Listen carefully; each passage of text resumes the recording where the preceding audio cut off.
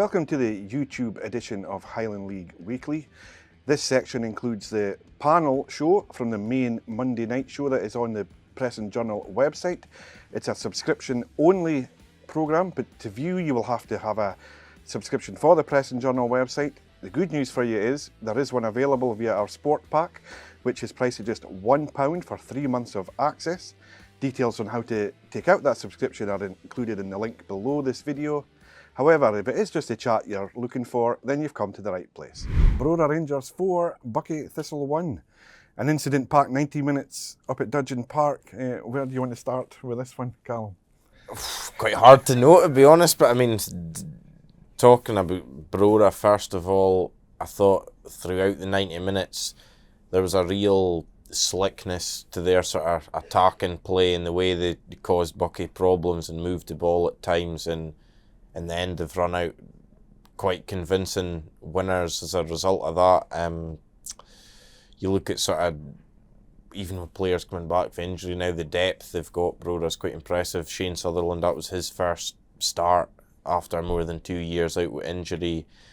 And then off the bench, you've got the likes of Andy McRae, Mark Shewan, George Robiston able to come on. Craig McKenzie wasn't risked as well because of a wee niggle. So they've got real firepower. They're the top scorers in the league, and I think we could see why on Saturday, because it was a very impressive performance. And if you look at their sort of league season overall, they've played Buckie, Formartine, Fraserburgh, and they've won, they've in Inverurie as well, and they've won these games and in the main won them well, which in the last couple of seasons in terms of Brora in the league, it has been those sort of head-to-heads with top 6 teams where they've fallen down a wee bit, but at the moment that's certainly not the case, and it sets up a really exciting, intriguing game this weekend against Brechin at Glebe Park. Obviously the top 2 in the league going head-to-head. At the moment, with the way the season's gone, Brechin and Brora have been by far the 2 most consistent teams, and it does feel to me anyway a wee bit of a 2-horse race, and obviously Brechin 7 points ahead, haven't played a game more, but Brora, I think on the evidence of what we saw on Saturday, would feel they can go down there and get a result, and if they were to do so, it's really sets up an exciting, I know it's still early in the season, but it sets up an exciting race, I suppose, right through the winter months. On the flip side, for Buckie, we're talking about head-to-heads again. Last season, winning the league, so good in the head-to-heads. This season, they've lost to, Brora, Banks Adi, Brechin, Fraserburgh and Inverurie, and here we are in early October and Buckie have lost 5 league games already, which is as many as they lost in the whole of last season, and it's just it's quite hard to describe. It's just not quite maybe clicking the same as it was last season. I do think Hamish Monroe, touching on his post-match interview, was right in the sense of the players they lost in the summer, Jack Murray, Max Barry, Scott Adams, it was never going to be straightforward to replace them, but by the same token, in terms of where they are in the league, Buckie, I think they would have expected to be in a stronger position than they are at the moment. On the game itself, our camera showed the first goal was over, good decision, over the line. Yes. And I was speaking to Mark Ridgers after the game, and he was obviously as close to it as anyone, and he said before I'd seen that replay, he said after the game it was in, so that was a good call.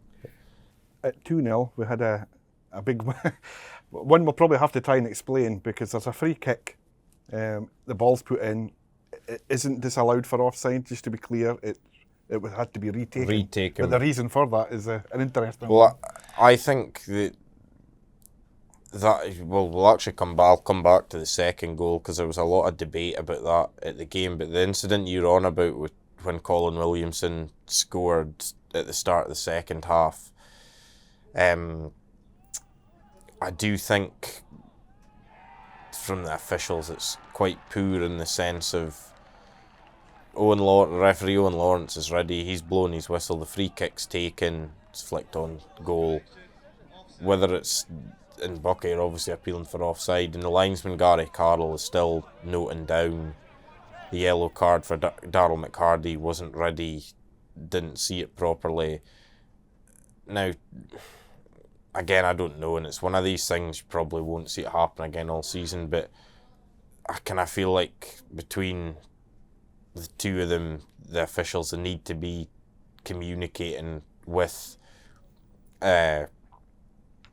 one another to ensure they're both ready to ensure the game can go ahead. I mean, in the end, that decision didn't have a sort of material impact on the outcome of the game, but it was quite bizarre, really. And with the second, it's interesting with the second Brora goal as well, because at the time in the ground there was a lot of shouts, and quite a few in the Buckie contingent got booked for protests as a result that Jordan McRae, the shouts were that Jordan McRae was in front of the ball when Andrew McLeod squares it in offside. And I did think Jordan's attempted finish by his standards was maybe a wee bit casual, as if he was expecting a flag to go up. But when you see our footage, and it's not obviously perfect because we're not bang in line, but if you look at when Andrew McLeod's playing the pass, where the ball is on the grass and where Jordan McRae is with the way the grass is cut, I do think it's very, very tight, and Jordan McRae could be onside. We can't say for definite, but it's interesting because at the time there was a feeling, I think from both sides actually, that it could have been offside, but it looks like it maybe wasn't. So if that's the case, I'll give the Jana Brady, the linesman on that side, the credit. And at the end of all that build-up, James Wallace's finish was actually a really good finish. Obviously, Buckie's hopes of getting back into this one were kind of sunk by Darryl McHardy's dismissal for a second yellow. What's your take on that one? I think Darryl's probably been a wee bit unfortunate. The first one that he's booked for, I can understand, because what I would say is the contact between Darryl and Shane Sutherland was completely accidental. It was sort of Darryl on the turn. He didn't mean to, but I can understand, like, Shane Sutherland was trying to break away and his heels have been clipped. So I can understand why that was a yellow card, but I did think for the second one, the contact was minimal, certainly. And I mean, good striking play for Jordan McRae. He did what he's there to do, certainly. But I did think with that, if it had just been a free kick and no booking, I don't think there would have been many complaints, really, because personally, I'm not sure if Darryl really did enough to merit a second yellow card there, but it was given. And I suppose the last sort of disputed decision to speak about would be the corner for the third goal, probably, which was quite interesting because it wasn't a single Brora player appealed for a corner, and if you watch the strikers in the middle, I think it's Jordan and Andy McRae, they're both sort of running back out the way, ready for the goal kick, but corner's given, and it's an excellent delivery from Andrew McLeod, right on the money, exactly where you want it to be, and Michael Finnis has done the rest. I mean, from Buckie's point of view, they were unhappy with the corner being awarded, but when they look at the aftermath, they'll feel they should defend it better. But I mean, overall, by that stage, the game I kind of felt the game was petering out a wee bit, really. Brora were quite comfortable keeping quite a lot of the ball, and obviously they went on and added even more with another good goal, the fourth, and then right at the end, we probably actually got the goal of the game. Marcus Goodall's strike was a tremendous goal. It's just, obviously, for Buckie, it was nothing more than consolation, but still a great strike. Forest Mechanics 1, Deveronvale 3. That's 3 league wins in a row for the Vale now, but they maybe rode their luck a wee bit in picking up the 3 points in this one. Maybe. I mean, what I would say first of all is I thought it was a really entertaining game in terms of plenty of chances and things like that, and a really good advert again for Highland League Fitba. But what we've seen in the highlights in terms of Forest creating quite a lot probably contrasts with what both managers said after the game, because both kind of agreed that Deveronvale controlled both managers seem to agree that Deveronvale controlled large chunks of it, and as a result probably deserved their victory. But certainly on chances, as we've just seen, Forest had more than their fair share, and I think, to me, watching those highlights, you would say ruthlessness in the final third was the main difference. I mean, the Deveronvale's first 2 goals for Adam Reid and Mikey Watson, really good finishes, and then the third's a classic counter-attack. And for us, Jordan Alongi, who's done really well since he came in for Rothes, great free kick to equalise, but that was probably one of the harder chances they had to score. They got into some really good positions for us and didn't quite capitalise. Maybe Kyle McLeod was suspended, maybe they just missed him in that final third. But the thing I think with the Cancans is we've probably seen every game this season, they will always create, but obviously I think they would have liked to, clearly would have liked to have taken a few more of those opportunities on Saturday. But credit to Deveronvale, Ethan Hopkinson, the goalie, did well when he was required, and then, as I said, they were ruthless at the other end, and they've got a real bit of sort of confidence and momentum behind them, and they've got a bit more depth to their squad now as well. Kind of like Gary Woods played a lot, but he was suspended. Harry Noble was suspended. Players like that, and even without them, they're still able to go and win, which is a good sign. You mentioned the 3 wins in a row, but unbeaten in 4 league games total, 10 points out of 12, and even you look at overall, here we are in early October, and Deveronvale have got 18 points already, when last season they only managed 25, so the signs are very good. And that was Forest had been in a decent run in the league as well. That was a good win for Deveronvale, and what I thought was a very entertaining game. Wrapping up the other games from the weekend, we'll go back to the top of the table. Turriff United 0, Brechin City 1, Brad Mackay getting the only goal of the game. A hard-earned one for Patrick Craig's side.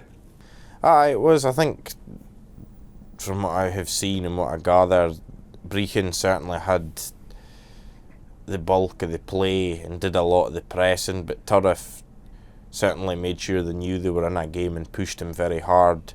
But for Brechin, I think it was just a case of keep going, try and find that way through, and maybe it came from one of the more unlikely sources in a defender rather than a forward, but they've got the job done, and I think that's 8 clean sheets from 13 league games, which provides you with a wonderful platform in terms of, if you don't concede, you're not going to lose, obviously.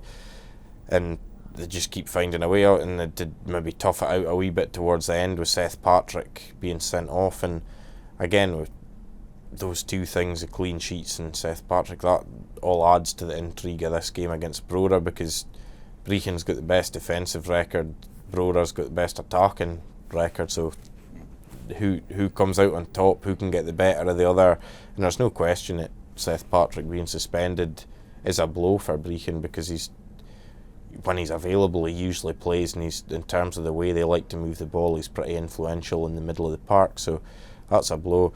I think for Turriff, they can take credit from the way they played, and they've pushed Brechin right to end, but this one Cummins sort of said afterwards as well, you're never entirely completely happy when you get beat. This is probably the candidate for perhaps the most surprising result, just given what had happened the previous weekend in the Scottish Cup. Inverurie Locos 2, Nairn County 3. A big win for the visitors at Harlow Park. Paul Coote's penalty had put Locos ahead before Andrew Gregg equalised. Gregg was then involved in goals from Callum Clane and Matthew Wright, which made it 3-1 before Callum Dingwall pulled one back for the home side in injury time. Ross Tokley, full of praise for Andrew Gregg for his role.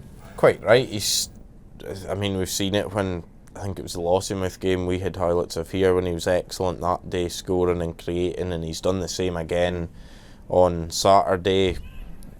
He's a very good, he's probably a better finisher actually than he gets credit for. Andrew Gregg's a very good finisher, but his crosses from that left flank are always usually on the money, and they caused Inverurie problems. I think Locos might be unhappy with the defending with a couple of the goals, but take nothing away from Nairn with the creativity that they showed. And it's quite hard to know what to make of Nairn at times this season, because the likes of last week against Clach in the Scottish Cup, by all accounts, and it came across in the highlights, they weren't anywhere close to their best, and then they went down to Highland Park and they'd a wee bit of a sort of new players missing, a wee bit of a new back four. Ross Hardy signed for Brora on loan, came in at right back, did well, but it sort of looked like that was in, especially the form locals had been in, they hadn't lost at home before that game. You kind of thought that looked a tough assignment for Nairn, but they've shown what they are capable of, and they've caused Inverurie a lot of problems in that second half, and they've come away with a very good 3 points. And I think Nairn supporters will hope that's maybe a bit of a benchmark or a standard setter now in terms of what they can do pushing on. For Inverurie, clearly given their form this season, a wee setback, but they're still third in the league and still in a pretty decent, a very decent position. So I would just expect it probably to be a blip for them. I wouldn't expect it to have a lasting impact.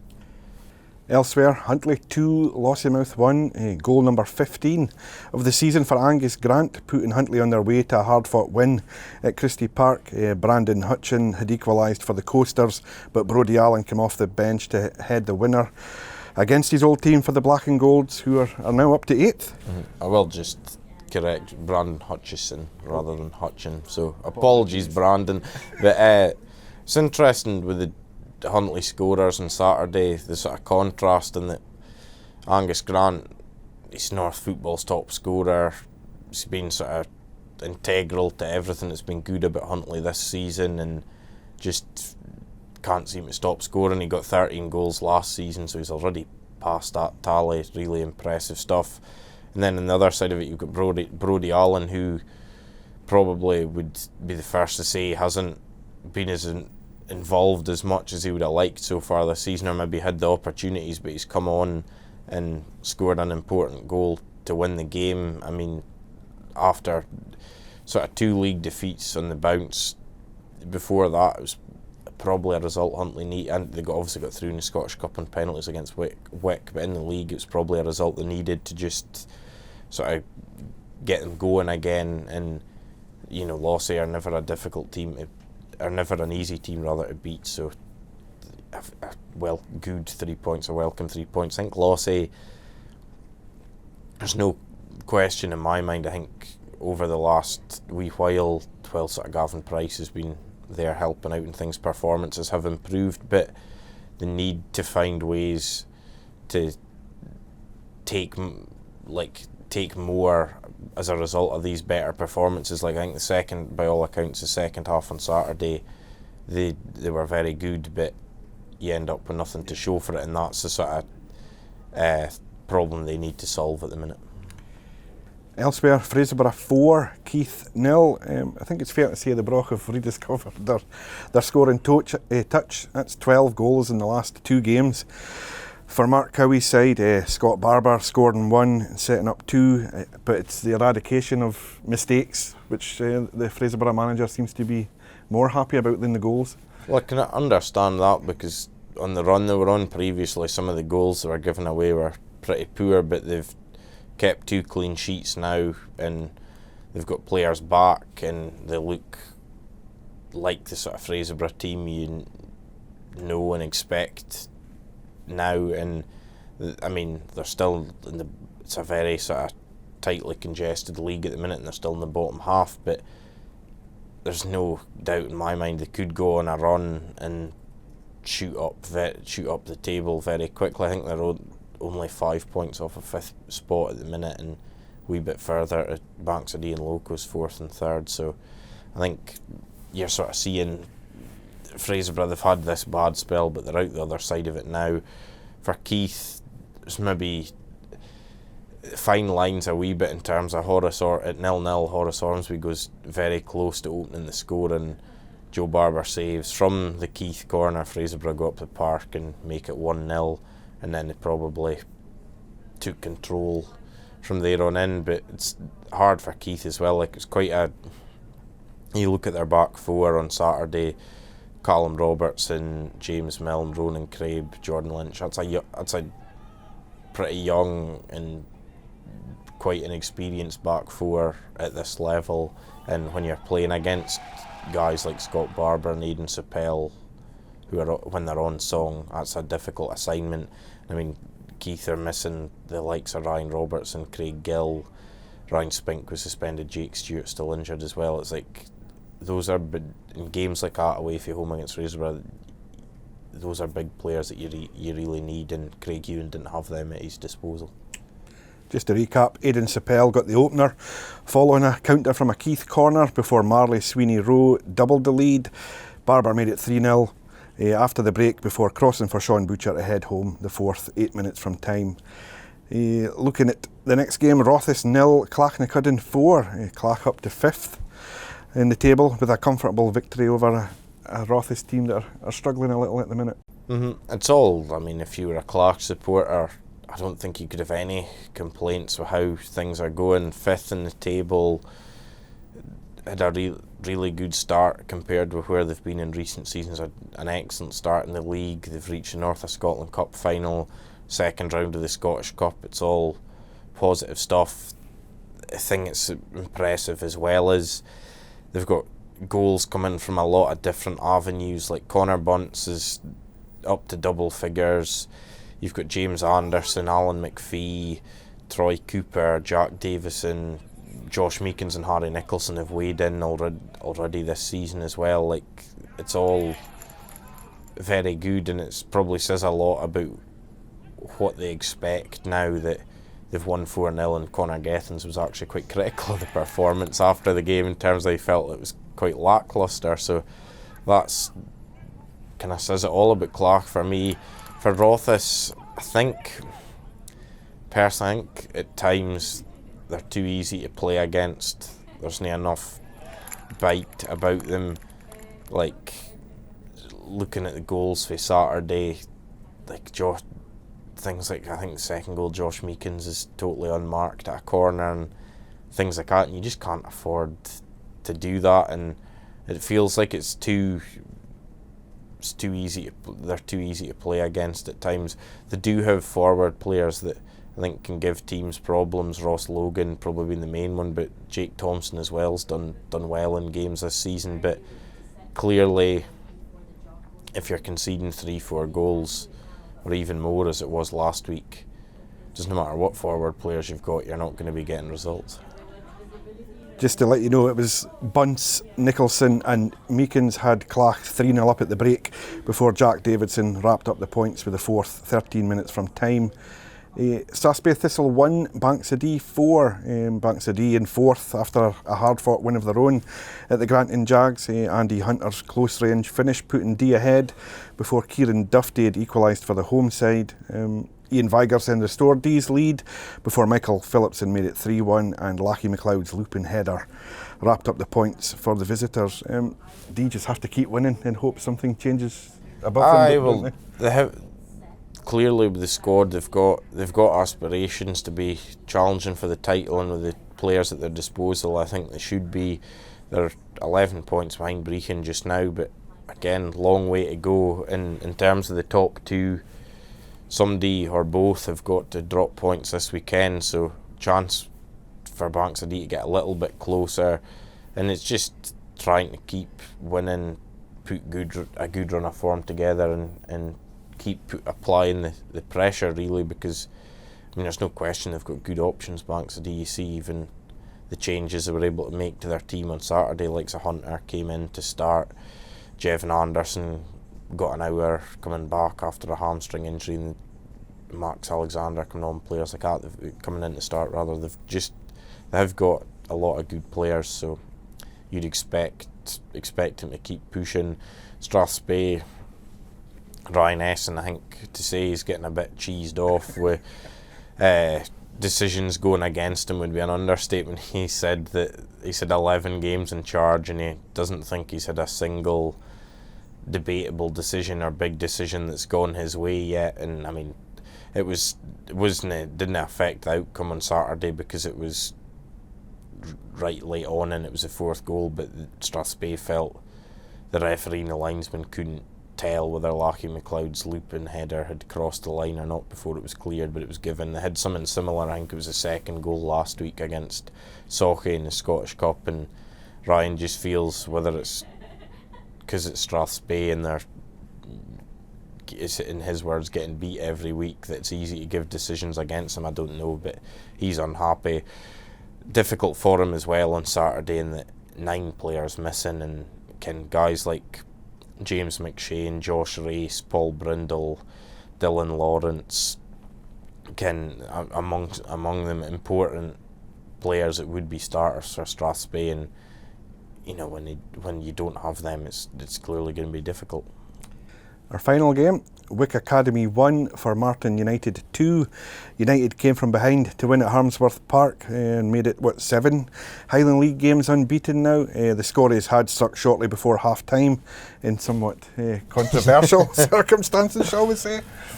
I will might as well start with that. I mean, Gary Manson, the Wick manager, said after the game that there in the build-up to their goal, there was what he felt was a stone wall Formartine free kick that 9 times out of 10 would be given. I think it was ball sort of down the channel, and Kyle Henderson and Stuart Smith were in a foot race, and I think it was Kyle Henderson had sort of nudged Stuart Smith in the back, and he'd gone to ground, which is, sure, every football fan knows, the sort of can picture it, and the whistle usually goes, but referee Stuart Randall didn't blow, and Kyle Henderson got the ball in the box. Gordon McNabb scored, but then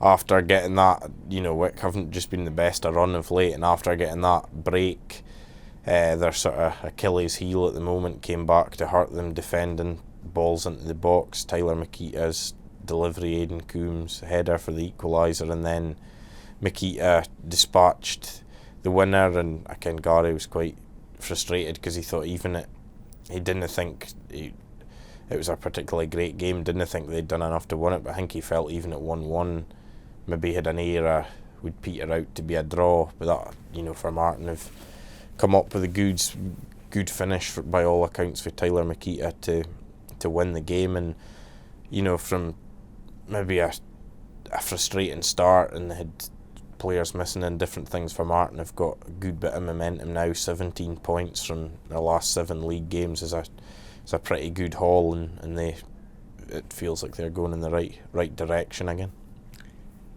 Let's have a look at how those results affect the Brechin Highland League table.